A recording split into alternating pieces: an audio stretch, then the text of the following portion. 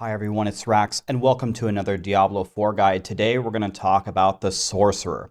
I have played the Sorcerer before. I am nowhere near as versed in the Sorcerer in Diablo 4 as I am the Barbarian, but I'm very resourceful, and I had a very long discussion with Dreadscythe, who wrote the article, who has played a ton of Sorcerer, and he gave me the lowdown on how it actually feels, and I'll give you a sneak peek. It's very good news for the Sorcerer in Diablo 4.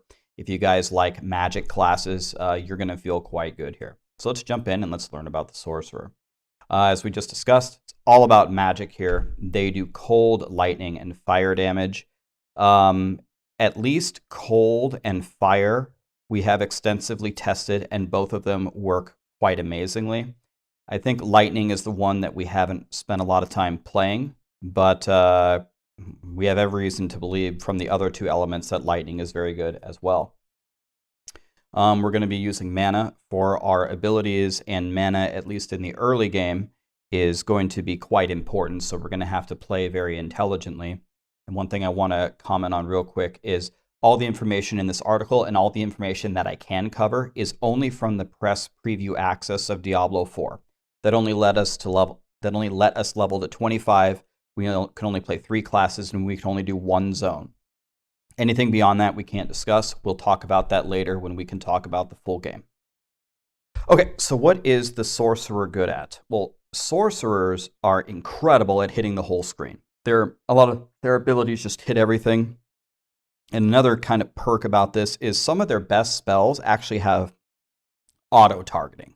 So not only can you hit the whole screen, but a lot of times you can really hit the targets even if you miss with your spells, which we'll get to a little bit later. Crowd control for days. The wizard has so many options for how you can crowd control monsters that it's really just up to you. And of course, a lot of them will be in combination with the legendary powers. Sorcerers not only fight at range, which is helpful, but they are able to just completely make their enemies just bend to their will. They have very good movement because they have teleport. Every Sorcerer in every Diablo game has teleport. It's always one of the best, if not the best, movement skills. It's really good in Diablo 4. There's a lot of powerful defensive skills. They have the different armors and the shields. And again, another powerful defensive skill that's often overlooked is simply teleport. You can teleport out of danger. That's something that a lot of other classes struggle with. And again, they can DPS on the move. They have some moves that are just lay and forget. And again, that cover the whole screen, so you can keep on going on with your day. Weaknesses, especially early game, they're mana dependent. So you're going to have to balance how you play. You can't just willy-nilly throw your spells everywhere. If you get into close combat, you're probably going to die. The Sorcerers are not very tanky, as you probably already guessed. You got to stay at range and use your crowd controls and get away from the danger. A lot of the times you need to crowd control the enemies to get your full damage. And this doesn't always work against the big immune champions and the bosses. So sometimes that can be a problem. So we're going to have to specifically build ways to get around that on our character. And then Sorcerers just do a lot of damage and don't have a ton of utility for the team. It's kind of the opposite of the Barb. Everything the Barb does in some way usually also benefits their team. Not so much on the Wizard. All right, so what kind of equipment are you going to be wearing? The Barbarians are like General Grievous. They're quad-wielding 4 weapons at the same time. That is not what Wizards do. They either go with the 2-handed stave, so staff, or they have a 1-hander. It's either a dagger or a wand, not a wand, wand, and a focus. So one thing that you're going to have to balance, and one thing that we will theory craft for you, is should you use a big 2-hander with very high damage that's very slow, or should you use the 1-hander and the focus, which lets you cast faster? But remember, the 1-hander and the focus potentially gives you 2 legendary powers, whereas the staff only gives you 1. Bigger damage with 1 legendary power, or faster, smaller damage with 2 legendary powers? Not quite clear what the answer is, but we will theory craft it for you. Okay, so all about the skill trees and the passives. This is the same for every single class. You get your skill points. You do the renown system, which is like your fame in all the different zones. It's going to give you more skill points. It's going to give you more paragon points. It's going to make your wizard stronger. Okay, so let's talk about the skills. We have your basic skills. And by the way, you're going to see a lot of similarities to the Barb here in the overall theme of how you would make a build. So the basic skills essentially just suck. You just take them to apply some debuffs like resetting cooldowns or applying vulnerable, and you just throw these essentially when you can't throw your stronger attacks. The one that Dread was talking to me about between these that he thought was quite good was Firebolt. Firebolt he thought was good to just apply the burning. Again, more chance to burning, and then you can pierce. And he said out of testing them, he liked Firebolt as the starter one. Okay, so we go to the core skills, and now we're starting to get into the more important ones. You get some of the iconic ones like Frozen Orb and Fireball and Incinerate and Charged Bolts. And these are going to hunger for all of your resources. You're going to be mana starved early on. They're going to hit more targets, and they're going to have a lot more legendaries for them. They're just going to hit harder. Again, he's tried cold and fire, and the one that he said feels really good is Fireball. And one thing I want to comment on real quick that might be confusing to people is there are some terms here which I found confusing when I first started playing Sorcerer, and I wish someone would have clearly explained to me what they meant. So first, let's understand that there is a tag for the class or the family or the element of a spell. So the cold spells are frost. So this is a frost spell. The fire spells are pyromancy. Not fire, pyromancy. So if you see pyromancy, don't sit there and think, okay, what does pyromancy mean? It just means it's a fire spell. And then lightning is shock. Okay, shock is not like some effect that you apply on monsters. It's a classification of a lightning spell. So that's the first thing.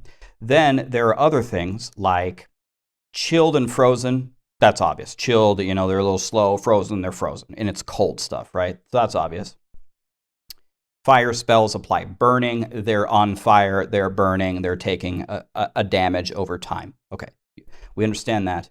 The one that is a little bit confusing is crackling energy from lightning. And I want to see if I can find a skill real quick with crackling energy. Let's see. Is it on charge bolts? Not seeing it here. Chain lightning. Any crackling? Here we go. 25% chance to spawn a crackling energy. So the way I understand it is crackling energy are like little lightning orbs that spawn on the ground, and you can pick them up and you can stack up charges of crackling energy. If you get close to enemies, you can release them, kind of like a conduit pylon, kind of like a lightning to deal damage. Or you can try to stay back and build up the crackling energy orbs, and for certain builds and certain combinations, that can be advantageous. So just remember the terms. Pyromancy is fire, shock. Pyromancy is fire skills. Shock is lightning skills. Crackling energy is dropping the orbs, and we know what burning and chilled and frozen are. Okay, so we're going through here. We have our basic skills. We like Firebolt. We go forward.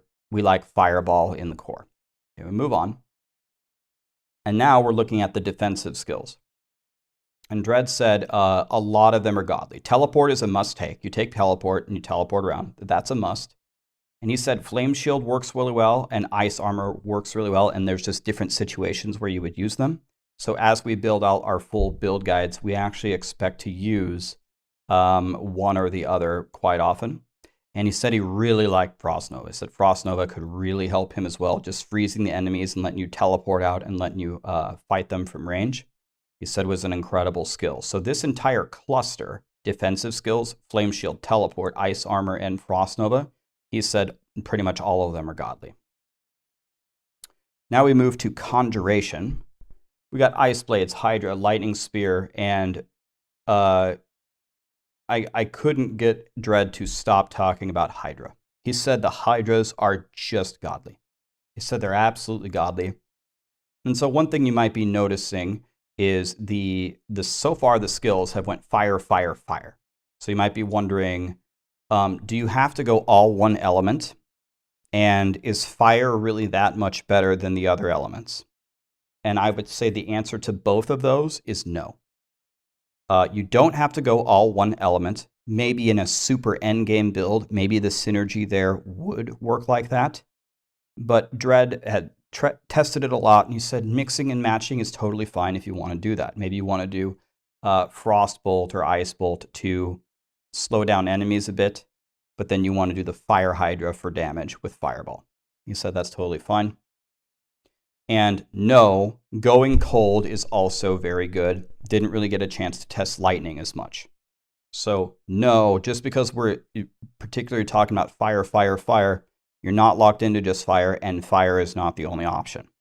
But these Hydras are incredible. You lay them, they just kill everything. Again, what I was talking about earlier, they kind of auto-aim and destroy everything. When you get Hydra, that's going to be a very pivotal moment in your leveling journey. Then we get to some of the, the really godly skills like Blizzard, like Meteor. And Meteor is going to probably play a big role in a lot of different builds. Firewall is extremely good as well.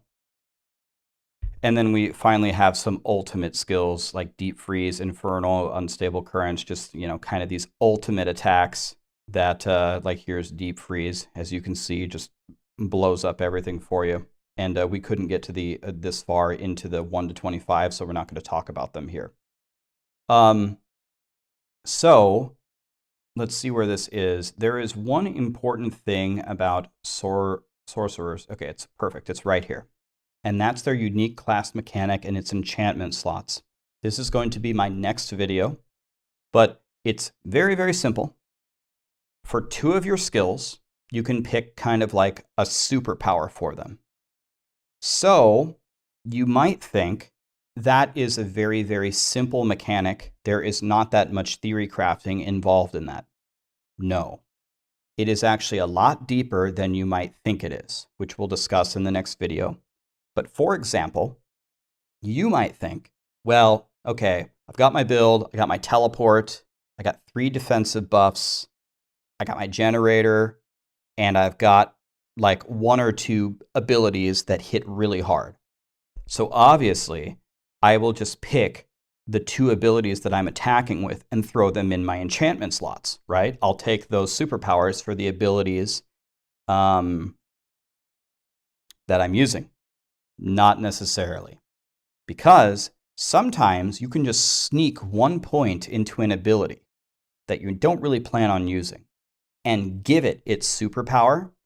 And all of a sudden, that ability is so useful to you, and it buffs what the other thing that you were doing so much that it actually is better to do that than to just, blindly attach it to what you think are your 2 most powerful skills.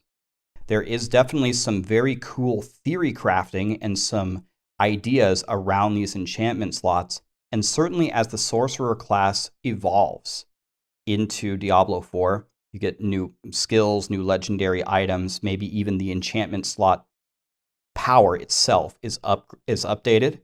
If you like to theory craft around magic, you could come up with some brilliant things with this. I think out of a lot of the unique class systems, I think the enchantment slot one is going to potentially come up with just the most crazy magical combinations in the game. That would be my prediction this early on. Attributes, we want intelligence because it gives us skill damage, and then we want dexterity because it gives us critical strike chance. Willpower is not bad as you're leveling up, and strength is garbage for sorcerers. You probably could have guessed that. The legendary aspects, these are legendary powers that you get. Can't find too many legendaries 1 to 25, so we can't really talk about that. Codex of Power is unlocking your legendary powers as you level up. Again, the one that I like to point to a lot is probably the resource ones will always be helping you. Anything that helps you with mana is usually pretty important, but you can read through these and see which ones of these would apply to some of the skills that you like. But these are the ones that you can unlock by doing dungeons. Then there will be drop-only legendaries that will attach here. And we couldn't find very many unique items. But here's one that we could find leveling up 1 to 25. So, in recap, sorcerers feel very good. And at least 2 of the 3 elements, fire and cold, that we were able to test in the time that we had, feel really good. Mana does matter. You do need to figure out how to generate it. You do need to figure out how to manage it. And I'm sure the end game builds will completely focus on how do you manage that. Remember that a lot of the skills either cover the whole area or they're like auto target, like Hydra and Blizzard and Fireball. Like they just have huge range and coverage, which are going to be very good. Sorcerers are very squishy. You should not be standing in the middle tanking all the enemies. If they get close to you, you should frost over them and teleport away. And the enchantment slots, which we're going to talk about next time, are really, really cool. Super simple idea, but very huge implications, which is usually the design of a good system. You can understand it, and then you can use it to maximum potential. That's the design of a good system, in my opinion. And I think you guys, if you like magical classes, you will be pleased with what Blizzard did here. I think you're going to feel like the master of elements. I do think it feels very sorcery. I think you guys are going to be proud to play this. That's the Sorcerer, guys. Tune in next time for the enchantment slots. Then we'll go to Rogue, and then I'm going to make, I don't know, like a million more guides to teach you about the game. Have a good weekend. Thank you.